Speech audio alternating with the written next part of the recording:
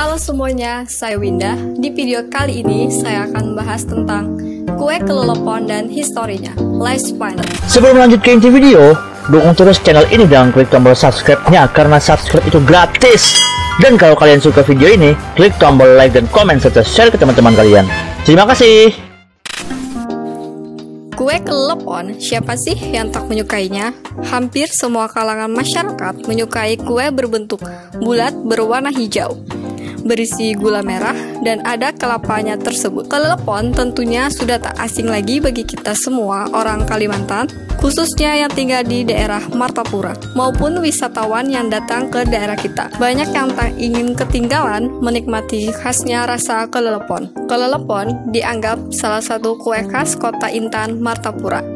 Apabila kita berkunjung ke kota Martapura, selalu teringat akan jajanan khas, salah satunya kelelopon. Namun, saat ini ketika ingin menikmati kelelopon asli Martapura, kita tak perlu sulit lagi harus bertandang ke Martapura.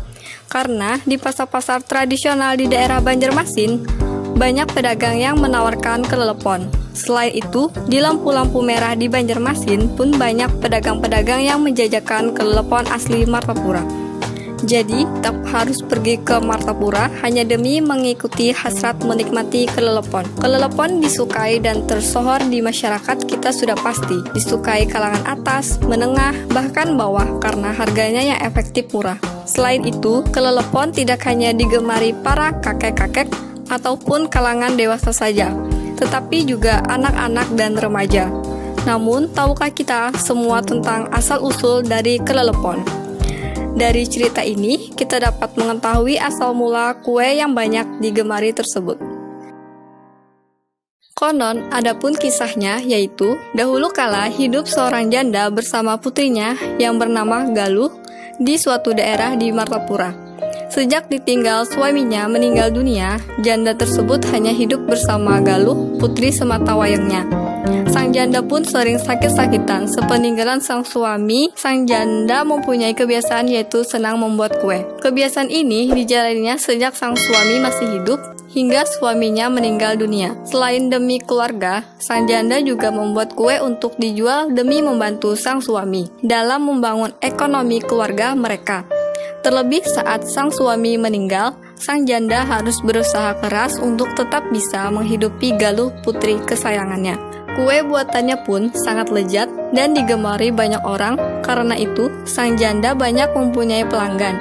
Selain kelezatan kue buatannya, biasanya tetangga merasa kasihan melihat hidup sang janda bersama putrinya. Sepeninggal kepala keluarga, mereka hidup dari hasil berdagang kue. Maka, para tetangga berusaha membantu perekonomian sang janda dengan membeli kue buatannya. Pada zaman dulu, pembuatan kue tentunya tidak secanggih dan sehebat seperti saat ini.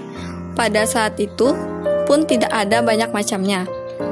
Orang zaman dulu hanya bisa membuat kue sederhana. Misalnya kue buatan sang janda hanya untuk memasukkan beras ke dalam lesung. Wadah yang berbentuk kotak terbuat dari kayu ulin, di tengahnya terdapat bolongan yang digunakan sebagai tempat makanan. Misalnya, kue buatan sang janda hanya dengan memasukkan beras ke dalam lesung. Wadah yang berbentuk kotak terbuat dari kayu ulin, di tengahnya terdapat bolongan yang digunakan sebagai tempat makanan serta kayu ulin yang dipajang untuk menghaluskan makanan di dalamnya yang biasanya disebut lesung. Setelah beras dimasukkan ke dalam lesung, kemudian ditumbuk hingga halus. Setelah halus, dimasukkan ke dalam gula merah yang sudah dilunakan dan dicampur kelapa yang diambil hanya dalamnya atau dagingnya yang berwarna putih. Diiris tipis, kemudian kembali dihaluskan di dalam lesung. Semua bahan dihaluskan hingga jadi satu dan agak mengeras. Hal tersebut dikarenakan hawa di lesung yang panas hingga kue seperti dimasak, yaitu mengeras dan semua adonan menjadi satu. Setelah menjadi satu dan mengeras, adonan kue tersebut dibentuk menjadi bulat-bulat menggunakan sendok. Karena campurannya selain beras ada pula gula merah dan kelapa, rasanya pun menjadi gurih dan nikmat. Perpaduan bahan yang menggoda selera, saat itu kue tersebut dinamakan wadai masak di lasung. Sang janda pun mencari nafkah melalui berdagang wadai masak di lasung tersebut. Kondisinya yang sudah mulai tua membuat fisik sang janda tak sekuat dulu.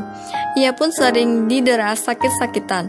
Pada suatu malam, sang janda sakit dan ingin sekali makan wadai yang ada di lesung. Kecintaan Galuh pada ibunya menuntut untuk selalu bisa mengikuti kehendak sang ibu. Terlebih lagi, mereka hidup hanya berdua di dunia ini, dan sang janda tersebut sangat mengasihi Galuh. Karena itu, sebagai anak, Galuh sangat mencintai ibunya. Di lubuk hati yang terdalam, sangat sedih melihat keadaan ibunya yang terbujur sakit dan tak berdaya. Hati Galuh terpanggil untuk membuktikan baktinya sebagai seorang anak terhadap orang tua yang sudah mengandung, melahirkan, dan dengan segenap jiwa raga serta kasih sayangnya membesarkan Galuh. Walaupun hari telah malam, melihat keinginan ibunya yang sedang sakit, Galuh pergi ke dapur untuk membuat kue. Sambil merebus air di kendi yang berukuran besar untuk minum ibunya. Sambil merebus air, Galuh segera memulai membuat kue dengan memasukkan beras ke dalam lesung. Ternyata, lesung baru saja dicuci dengan air dan ditengkurapkan guna mengeringkan air yang meresap di lasung. Setelah itu, Galuh hendak memakai lasung, maka diambilnyalah lasung dan ternyata terdapat kalajengking di dalam lubang di tempat pembuatan kue di lasung tersebut. Galuh terkejut dan takut melihat kalajengking tersebut. Tanpa sadar ia berteriak meminta tolong. Ibunya yang sedang istirahat di tempat tidur itu terkejut mendengar teriakan Galuh. Kemudian menanyakan apa yang terjadi, namun Galuh berusaha menyembunyikan apa yang sudah ia temukan di lasung. Karena tak ingin ibunya khawatir, Galuh mengatakan tak ada apa-apa. Niat Galuh membuatkan kue ibunya sudah bulat. Rasa takut terhadap kalajengking dihilangkannya. Dan usaha Galuh tidak sia-sia. Kalajengking berhasil diusirnya dari lasung dengan menggunakan kayu bakar yang ada di dapurnya. Pada masa itu, tak ada kompor. Memasak hanya dengan menggunakan kayu. Sang janda menyadari Galuh sudah sangat lama berada di dapur, namun tak ada juga bunyi lesung.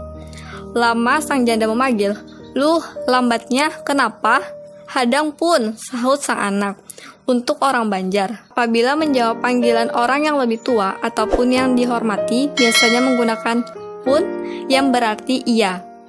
Setelah mendengar sahutan Galuh, ibunya pun terdiam, beristirahat sambil menunggu kue buatan sang anak.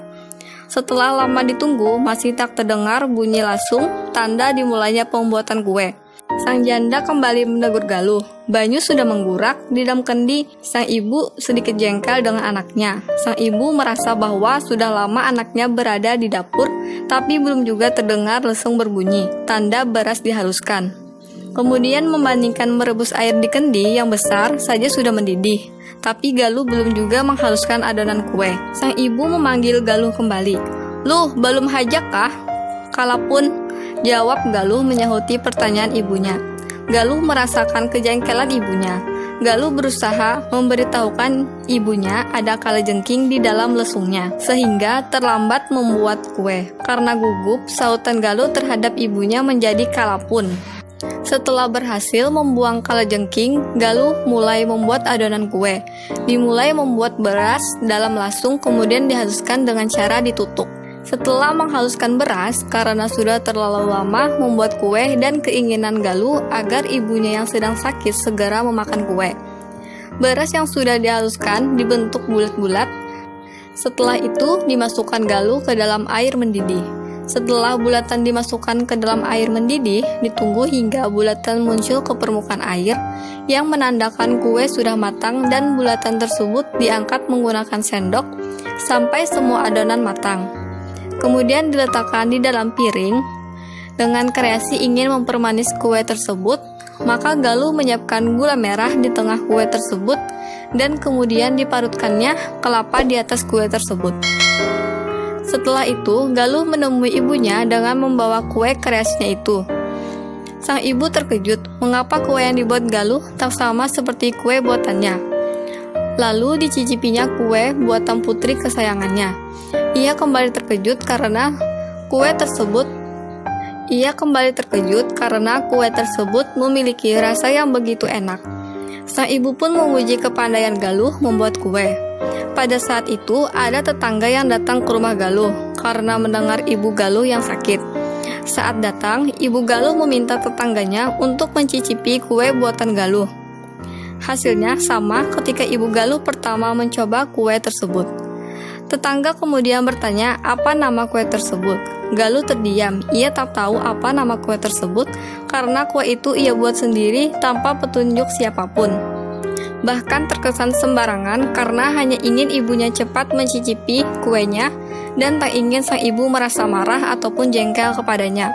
Saat Galuh terdiam, tetangganya heran dan kembali menanyakan nama kue enak buatan Galuh tersebut. Sang janda ingat bahwa tadi putrinya Galuh menyebut kalapun. Lalu ia mengatakan bahwa kue tersebut bernama kalapun. Sejak saat itu, kue tersebut dijadikan Galuh sumber rezekinya. Seiring perkembangan zaman yang terus mengarah pada perubahan, kue kelepon pun ikut mengalami perubahan sedikit nama dari kelepon menjadi kelepon. Namun, tak sedikit orang yang masih menyebut kelepon pada kue kelepon. Mengenai rasa dan bahan pembuatan kelepon, tak ada perubahan hingga sekarang.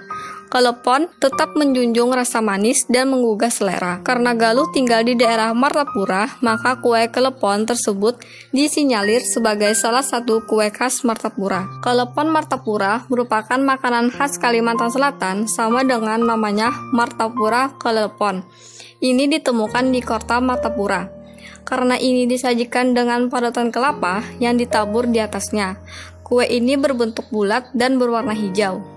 Oke, terima kasih sudah menonton video ini. Terus dukung channel ini agar semakin berkembang dengan cara klik tombol subscribe dan like-nya. Dan jangan lupa share ke teman-teman kalian jika video ini bermanfaat. Saya Winda, Let's Pilot.